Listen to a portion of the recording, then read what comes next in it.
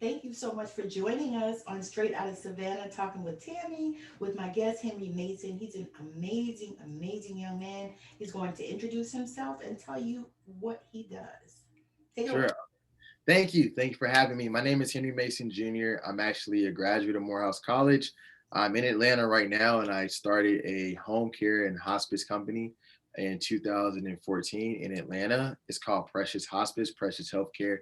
And from there, we've opened up two other locations, one in Chicago and one in Indiana. And like we were just talking about, I think the difference between us and other companies and why I'm so passionate about it is because I was once a caregiver. And so once you kind of go through that process of seeing what that really entails, you can really tell someone like, hey, no, 1 or 2 visits a week might not be enough for you. I'm gonna say, hey, I'm willing to say I'm gonna put people over profit, and this is gonna help grow the business because you're gonna tell someone else that you experience this, and they're going to tell you about their experiences, and it's not going to be nowhere near the same, and they're all going to come calling me. And that's really has worked for, when I say it has worked for us, when I mean this 2015 and I have 3 locations and to be 32, I feel like that tells you like, yeah, it's working. And I tell people who want to get into business all the time, like, banks don't really back you like you think they would. Like, you're just going to the bank to get a loan or get a line of credit. It don't work like that. Like, you got to almost be successful before they want to help you.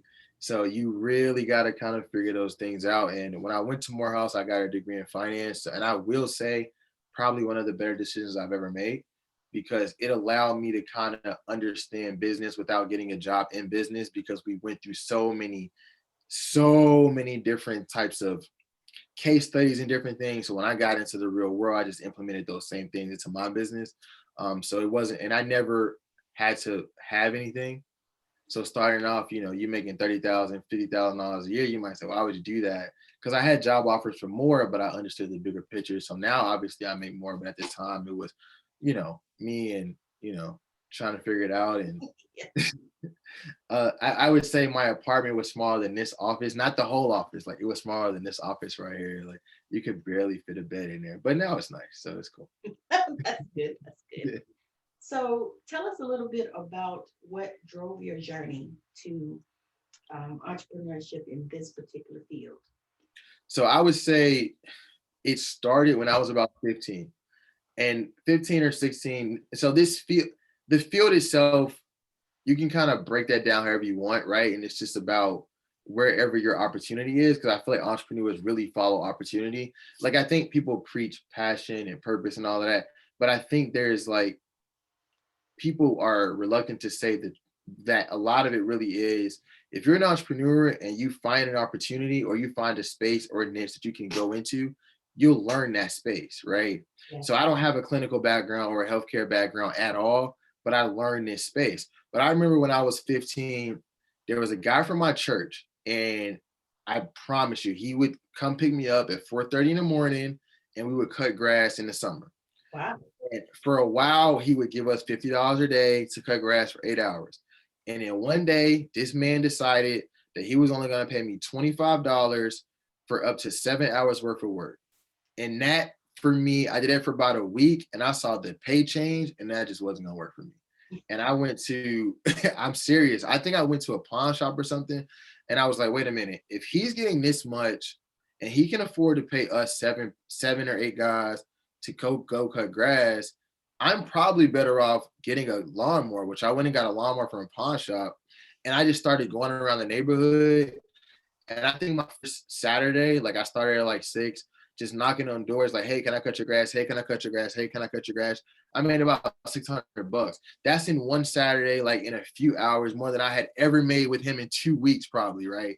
So when I realized that, I said, oh wait, there's something to this entrepreneurship portion that people don't tell you, and that how he's making money to pay us is just like something that I get why he would not explain it to you, because obviously that's from his business model. But it just, because I felt like I was treated so unfairly, I just kind of went out there and started doing my own thing. And it worked. Like, for a while, I was hiring my friend, like the neighborhood kids all worked for me. So I would go out different houses and knock on doors. I probably had in my peak 50 houses, easily 50 houses. And I don't think I was like, I didn't have a driver's license yet. Like yeah, because I remember talking to my mom once, and she was out. We had never really talked about like money growing up. My mom was a teacher, so when that thing, you don't really talk about money in those households, right? It's just like, well, I don't have enough for this. But I remember I wanted something, and she said, well, I don't have enough for it, and I'm like, well, I got it, it's fine, and I'll get you some too, right? And she didn't understand. That's when I told her like, oh no, I cut 40 houses around here, like you didn't know. And she's like, what in the world? Like, what are you doing? I was like, oh no, just trying to make some money because I'm hungry and I want this stuff and I want these shoes like my friends got. And so I think that was really where, and it got to a point where I got ready to go to college, and I'm like, what am I going to college for? Like, I've already figured something out. No, like seriously, like, what am I going to college for? But I ended up going to Morehouse, studying finance. And when I left Morehouse 2010, the economy was crap. So everyone's like trying to figure out what they're going to do. I had two job offers. I won't say names of the companies, but they were decent job offers. One was in New York, Mhm. finance, and one was in Atlanta for finance. One was a bank, and one was like retail finance, so like budgeting, analyzing, stuff like that, Mhm. planning. I didn't want to do that. So I called my granddad and I talked to him about it. I said, I don't really want to get a job. I feel like I can go back to what I know and figure something out. And he said, well, yeah, if you figure out how to like cover your expenses, you can do this. Like, don't let anyone tell you you can't do it. So I called a couple of my buddies. I was like, yo, y'all are trying to do something. I'm trying to do something. Let's get a 1 bedroom apartment and get a bed and a couch and a love seat from like Goodwill or something, and we can like figure it out. And so we did that, and we barely were able to pay like rent for like 3 years. And I can't explain it to you. All I can say is we were like doing it 2 years, 3 years, and I remember just like not paying my rent for like 3 months. I cannot remember this lady's name, but I promise you, if I see her right now, I owe her so much. She let me not pay my rent for like 3 months. And it just like happened. We happened to get paid for something called headhunting. So no cost to do headhunting. It's the crazy. Like, you're a nurse, you get it, right? Like there's no cost in it. I literally would call companies, get on the phone, call other headhunting firms, get their contracts, revise their contracts, send that to the companies I was working with, get them to give us the contracts, post the positions on Craigslist, pay $25, and these companies would pay me $8,000 to $12,000 per person. So you're talking about at one, I was probably 22 years old. And I remember having like -3. I don't know if you can still do it now. I don't know. But back then, they would let you have -2, $3,000 in your account, which I don't know why they did that. So I did that, and then like one day I just like I had gotten checks and had nowhere to put them because I hadn't even started the company yet. Yeah, Oh, wow. I'm serious. I would never forget that. I would never. That's why I say if I can find that leasing agent, if anybody knows her, like tell her to come find me. Like I got something. Kept me from being homeless. Like seriously. But so I did that. I still do that, but that company's in DC now. So we mostly do government recruiting and contracting up in DC. But in 2014, my mom was going through this bout with cancer. And so she had worked for another hospice before. And I didn't really know much about the business, but I know that watching her go through this and being her caregiver and trying to have a job and trying to run a business, it was a lie. Like, Oh, yeah.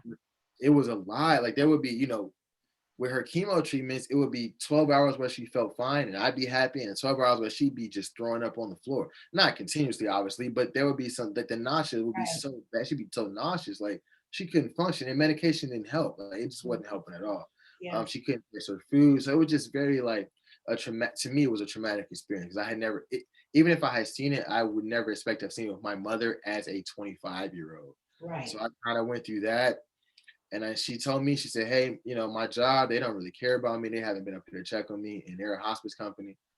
I said, yo, I'm going to do that. I'm going to start one of those. I got enough money saved. I'm going to start one.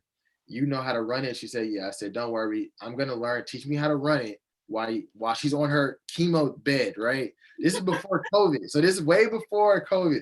So now you can't go see people when they go get chemo. But back then, I can go sit with her for 6 hours right beside her chair and just kind of sit there with her while she, watch Simpsons on her iPad or whatever she did. And so she taught me the business while she sat there doing chemo. And the rest was history. And we just set up Precious Hospice. And next thing I know, we focused on underserved communities. So obviously, if I don't know, there's studies that were proven that 88% or 90% of hospice is all taken up by white America. And so no one really tapped into that community. So Yeah. we went straight there. We went straight there. We went right to the Medicaid, Medicare patients and said, hey, look, we know why you don't want to be on hospice. It had nothing to do with you thinking people are going to die. It's you don't trust them, right? You don't trust the you don't trust them, and I get it. There have been, they did tests on Black people, these different things. I get it, but you can trust me, right? And so let me be the conduit. Let me be the middleman between them and you, and a service that you're going to get, whether you use it or not. You've already paid for it because we all pay for Medicare and Medicaid while we work. Right. And that marketing plan just worked. And that's the only way I can explain it, outside of maybe it was purpose, maybe it was like something divine, but it worked for me. And so we went from Atlanta to Chicago to Indiana. And I don't really know what's gonna happen next. I just know it's a pandemic, and I just feel blessed to be able to do this as it is right now. But I do feel really blessed, and like I enjoy it. Even it's not always beautiful, but the idea of the business model is like amazing. And even though I'm not clinical, I've learned so much about the business side of healthcare and that's something I really want to share with other people too, because I don't think people really understand how crazy it is. They don't. Yeah, you get it. They have no idea. They have They no, I have mean, no idea. because they think that everything they see on TV, Yep. they think they can watch, what is this show that people love, Grey's Anatomy. Grey's Anatomy. Yeah, I'm just stop. like, do you people know that you will probably never see a doctor put an IV in? Literally never. Like literally never. Yeah. Like the nurses do everything. Mhm. Yeah. Your doctor just comes by and says, Do your nurse this, did a do great that. job. Yeah, and basically take credit. I'm Yeah. like, oh man, no. And that's why I love nurses so much. Like in hospice, we have our doctors, but they kind of oversee. Yeah. But the nurses are the ones with the bedside manner. They go talk to the patients, they talk to the families. Mhm. They're the ones helping them with their medications. It's like I love nursing. That's what I was Yeah. telling you. And I if they'll myself, say, yeah, uh, do such and such a thing, you're like, no, they yeah, don't even know this patient. no idea. They have no idea. They have Hey, no idea. I'm like, this patient is not going to do that. yeah, yeah. It's the craziest, and no one knows that. That's why it's just so interesting. It's so interesting. Yeah, yeah. Like I'm I said, telling I you, love it. I love just it. just the thought of being the age that you are, doing this and actually believing in yourself.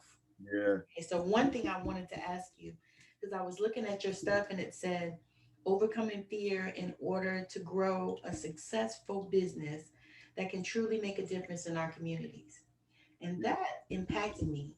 And I wanted you to kind of share basically how you did that, because that is something that I liked and I love to showcase on my show, because it's all about following your intuition and, doing things that's changing the planet.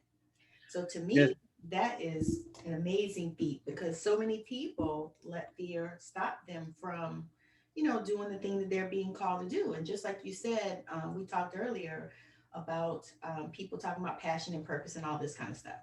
And yeah, those things are important. However, you have to follow the destiny that God has set for you, because we don't always all know what destiny we have, and a lot of times it takes us years to find it. And sometimes, it's all in overcoming this fear. And so I mhm. want you to share a little bit about that, because that is like so big, because so many people have dreams and, stuff that they take to the grave with them, Yeah, because they're scared to, get out there, or they allow those fears that um, come from the stories that they tell themselves. So how did you deal with that, and how did you get past that? So I think mine was a little different. And the only reason why I say that was because remember, my mom was coming off of chemo, Yeah. and growing up, my mother was a teacher. So I think for me, it was a matter of creating a life for them. And Mm-hmm. I think a lot of times in our community, people don't really understand how that reality really is our reality, right? Mm-hmm. So we're in a space where we're forced to kind of be the ones to figure that out. because my mom, she sacrificed everything as a teacher to get me to college, right? Mhm. And so when you think about that, you're like, well, is that what she did? How can I, if I'm fearful of what I could become, I'm really doing every 20 years. Her investment was a 20-year investment, is a disservice, right? It's almost like a slap in the face to my mom. And Yes. so, yeah, for me, it wasn't that difficult of a choice. And I also will say, I failed so many times that it really, like, another failure wouldn't matter. Like, I remember leaving college and just start, when I say it was like 3 or 4 years before I really figured anything out. Like, I would make a little money, try to invest, try to build a business, it would fail. I might have failed like 10 times. Like, I remember I would never forget. I built the app and Black Enterprise called me to be on a panel, and I was like, are y'all nuts? Like, this app sucks. Like, no one even, like, maybe like 10,000 people were using it, but it was like they were interested in a Black guy building an app back in the day, right? It's just like, but it failed. Like, I ran out of money, I had to start over. And after a while, you just kind of get to a point where you're like, I mean, I grew up in a family, and my mom was a teacher, where it's okay to fail. And I think that is huge. Like, I think that's huge. And I'm not sure where the disconnect is, where we make it seem like, oh, you have to do something that you're going to be successful in, because that, you've already taken the creativity out of the person. Because now they don't even know, like, if they feel like if they fail, they're a failure. Yes. When it's like, I failed 10 times before I was 25 years old, right? So when you tell somebody that, they're saying, well, how is that possible? Oh, no, I can show you how it's possible. I can show you these companies that I put this much money into, they all came out with negative balances at the end of it, right? So Mhm. I think the fear part was really about what's my option, Mhm. right? So I wanted to take care of my mom. I think that was super important to me. And I even now, I feel like I'm kind of behind the eight ball, because, like, Mhm. I'm just now buying my mom a house, like, at 31, but I feel like I should have done it like pre 30. Oh my gosh. Yeah, but that's how I think though. Like, that's really how I think. I remember, and most guys, when they finally touch something, they buy a mom a Mercedes. I did that. Don't do that. Anybody listening, don't do that. Like, that is dumb. Don't do that. But I definitely did that too. Don't do that.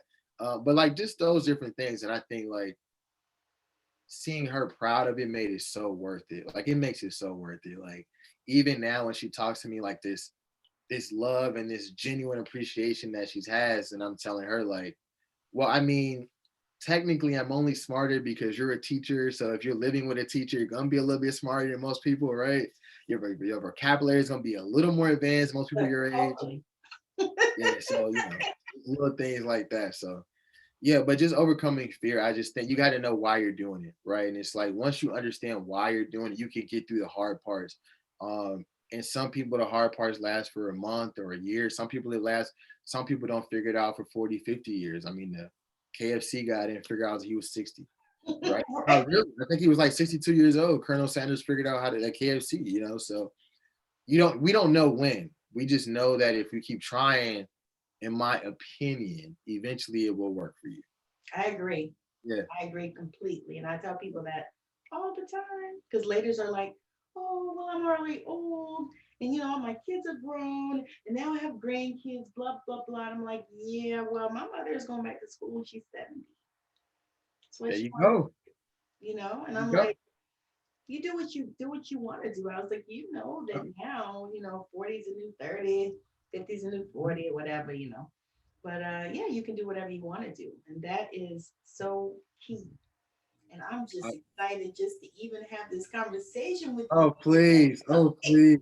Oh, please. You don't know. I'm sitting here, I'm like, okay. Because like I read through all your stuff and I was like, man, this guy is just amazing. I'm so Man, I excited. appreciate it. Thank you. I don't know what you read, I don't know what you found, but I appreciate it. Hopefully it sounded like it was good stuff. So I It was appreciate good stuff. Your assistant sent it to me. And I was like, okay, this is what's up. it. And I was like, I'm kind of excited to talk to him.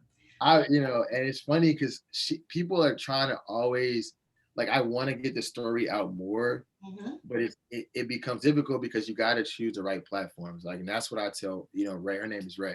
It's like, I want to choose the right platforms, like, choose people who are interested in what I'm talking about. Yes. And that's particularly for me, is like, is their audience the underserved community? Like, we obviously don't serve people all over the world. Your podcast, your medium can go all over the world, but anybody that's out there can hear that.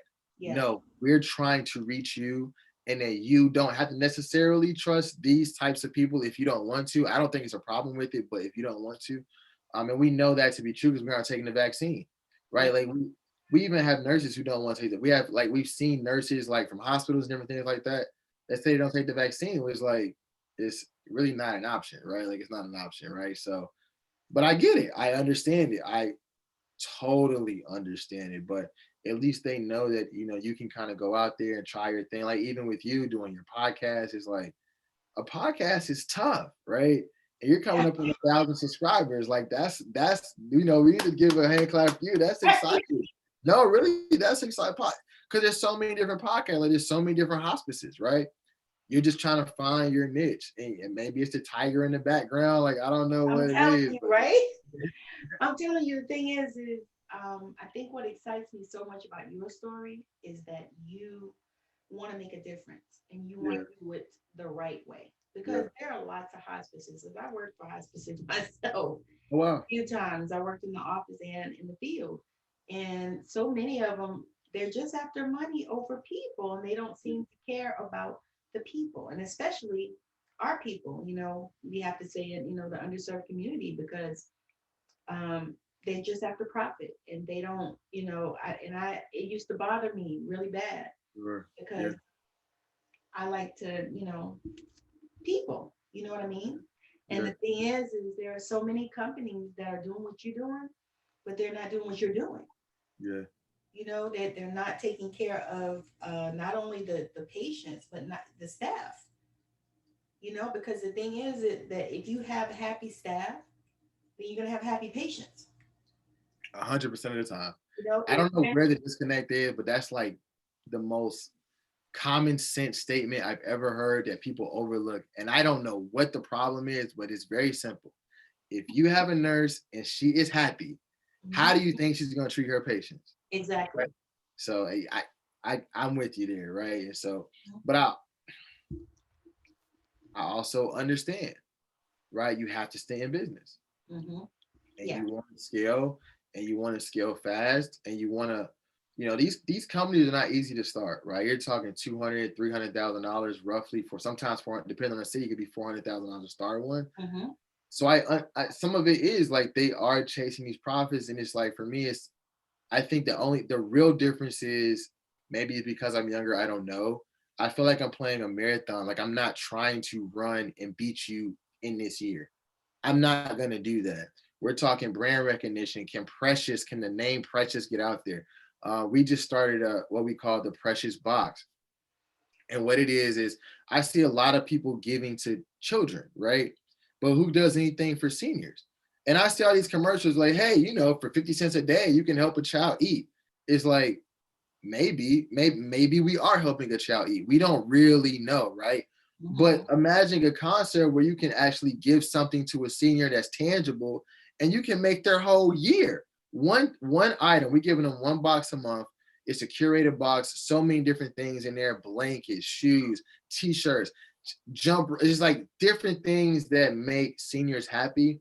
And it, from anonymous people or you send one to your grandma. I mean, we launched it a month ago and we ran out, right? And it was just like, yeah, and it's called thepreciousbox.com. Just me being able to come up with different ideas like that. Like that's also what I love about this business. Like when you are the one that is a little bit younger, your ideas are going to be different. Yes. When you're willing to do it for little money, like in my paycheck is very small.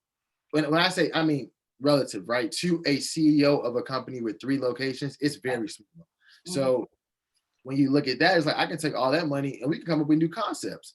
And we can come up with new ideas because I'm not even married. There's no rush for me to do anything. I'm not taking care of anybody now, right? So we've been able to do, I think I've been able to do that. And my team understands that. And also because of that, I've been able to get people from very well established companies and they tell me what to do. They say, well, this is how they get into these hospitals. I'm like, they do what? This is how they get into these hospitals. I'm in the underserved community too. Like some of the things I could never do, but we still are here. We're still fighting and we're still figuring it out and we're still expanding. So it's just, being in my purpose, like you said, and I love it. I can't stop smiling about it because I genuinely love taking care of seniors at home, like, or terminally ill, critically ill, like whatever the acuity is. Like it's just I don't know why, and it's the other thing, I don't know why I like it so much. It just resonates with me, right? And it's just like I Mhm. just do it. Yeah, I just And love it. you light up and glow up every time you talk about it. Yeah, yeah. I also drink a lot of water, so there's that. Hey, and that's the purpose. It's like, doing what your destiny is. And Yeah, like you said, your destiny, you can find it at 25, you can find it at 30, 50, 40, whatever. 60, like a KFC guy. yeah. So really it's like walking in your purpose. And that is like the most amazing thing. And for me, I love to see it because I Mm. actually help women to step out into their greatness because I believe that, whatever you've been through and all the things that happen in your life, make up the whole of you. So all the things that you went through and everything that, even challenges, even, things that work for you or whatever, it all encompasses your life. So it's all, for your destiny. Men too, though, right? Like men experience trauma, Oh right? Like yeah. Oh yeah. I'm from the South Side of Chicago, so people don't talk to me about it because I may not look like it, but no, I went to a public school in the South Side of Chicago. I've seen some things that I don't believe that. I'm like, no, I've seen some things. I've got, Right. I've got some friends I'll never see again, right? Like Mhm. it's just things like that. It's like it, and I don't know if people truly understand how important that statement is that you made. Like everything that you've been through, like holistically makes up who you are. Your Yes. experiences, and it also more than this is a little off topic, but this is a reason why I don't get mad at people who have different views than I do. It's Yeah. because their views are based on what they've experienced. Yes. And so we have to understand that and give them a different experience. Yes. Right. And so that's kind of where I'm like, I'm telling you, like it's real. Like these things are real. Like I have friends from so many different cultures, different backgrounds. Mhm. We support different presidential candidates, and it's when they tell me why, I'm like, that makes no sense. But because you had one experience with one person, that has shaped your entire way of thinking. Let's try to change it. Yeah. That's powerful. You Yeah. you gotta be a coach. Because Nah, that is I let super the experts powerful. do it. I let you're an expert, you do it, and you just tell me how, help me out. Why don't you help me? Yeah, no, I don't do it. I All appreciate right. it. Well, we are going to close this interview, but Thank you before so we much. go, I really want to thank you for joining me because it's been so fabulous and I've had the most amazing time. And to be honest with you, I say that with almost every interview that I do because I do, because just like Sure. you are sharing with us, I'm learning and growing as well. And I love that. That Yeah, is one of my absolutely. favorite things about this platform. But this platform, this thing is going to be on Anchor and Okay. it's also on YouTube. So what I will do is I'll put it together for you, and then once I get it loaded, I'll send it to you. Let I love to see it. I love to see it again. Like I appreciate you having me. Yeah. It's always a pleasure, and I wish you so much success. And I'm real big on energy, and I love your energy, and it's like it just makes me so happy. Like it's 7:30 now, it's 7:45 now. It's like I was tired, but I just got this boost. Like I want to go back to work because you just made me Yeah. so excited. Yeah. So now, anytime, let me know. I'll do it again for sure. I appreciate that. No worries. So just let the people know how they can find you.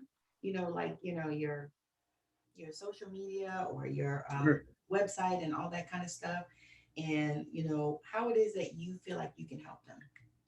Sure. So you can find me personally at Henry Mason Jr. So Henry Mason Jr. But precioushospice.com. And you can call the office anytime, 24/7, 470-878-5051.